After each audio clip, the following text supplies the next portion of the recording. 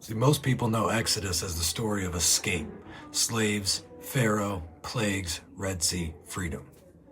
But Exodus isn't just about getting out of Egypt. It's about God getting Egypt out of us.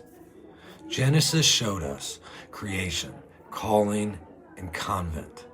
Exodus shows us deliverance, and then something deeper. God doesn't rescue his people and say, all right, you're free. Good luck. He walks with them. Israel is freed from slavery, but freedom comes before formation, and that's where most of us get stuck, okay? We pray for God to break the chains, but we get uncomfortable when he starts shaping our habits, our hearts, and our obedience. God hears their cries in slavery.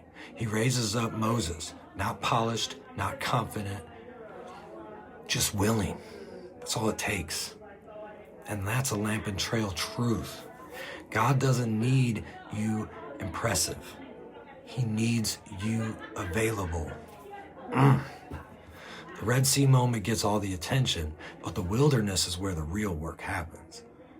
See, freedom without direction leads right back to bondage. In the wilderness, God provides, okay? Manna when you're hungry, water when they're dry, fire by night, cloud by day, so they don't lose their way. Okay?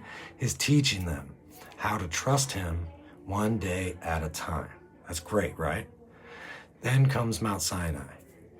God gives the law, not to cage them in, but to show them how free people live.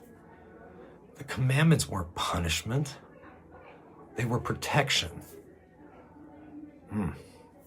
God was saying, this is what it looks like to walk in the light. But even after all they've seen, they've still built a golden calf. And here's the hard truth. You can witness miracles and still struggle with faith. Yet God doesn't abandon them.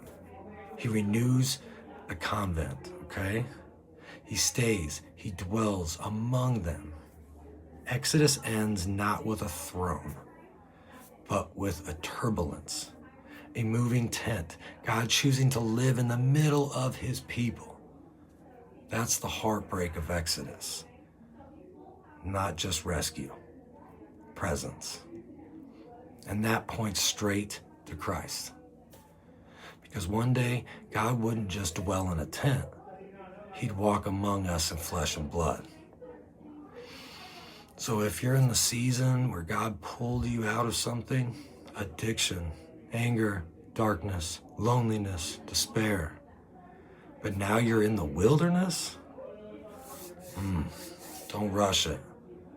That's where faith is formed. That's where trust is learned. That's where true obedience is built.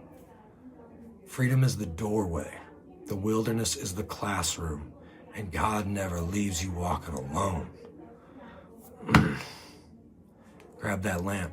Stay on the trail. God is with you. I love you. Peace.